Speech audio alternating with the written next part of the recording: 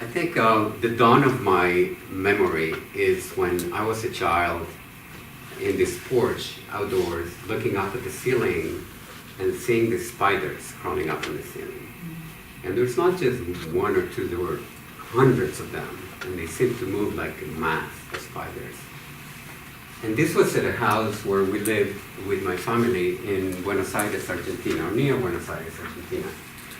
My father, my mom, my older brother and I had moved there because my father was starting a business in Buenos Aires. And my early childhood was in this open space. It was like a farm. You know, I could roam around. I had a lot of time in my hands. My father was growing Angora rabbits, which are very pretty, you know, and they're valuable because of their fur, which is very soft. And soon after, my grandparents joined, and then my sister, which was born about 2.5 years later.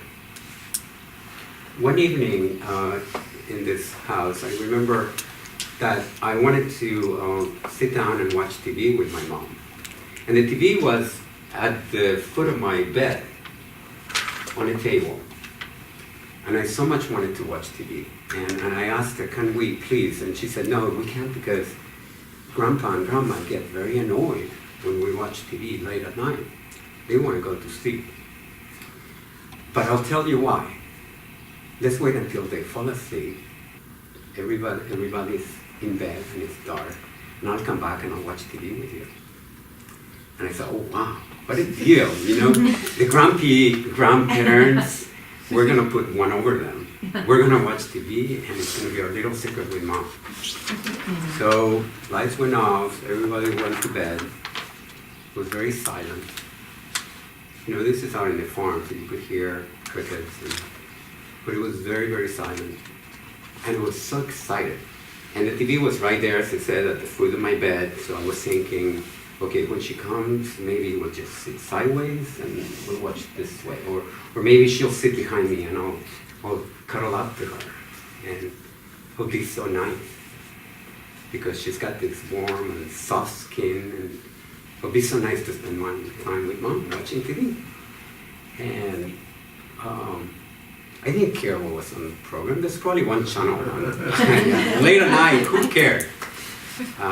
And we're going to put one over our grandparents, which were very authoritarian. You know, I was left over their care while my mom went to work, and so I knew that it was hard to get around it.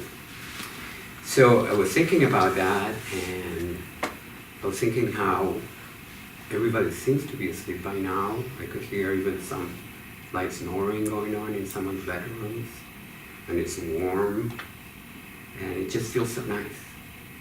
Okay. And I better not turn because I might fall asleep if I do that. Or, you know, I was trying the best I could to stay awake. I didn't want to disappoint my mother. You know, she comes and I'm sleeping. It's like, no, that wasn't the deal. The deal is we're going to stay awake and we're going to watch TV tonight. And then the day came. I woke up.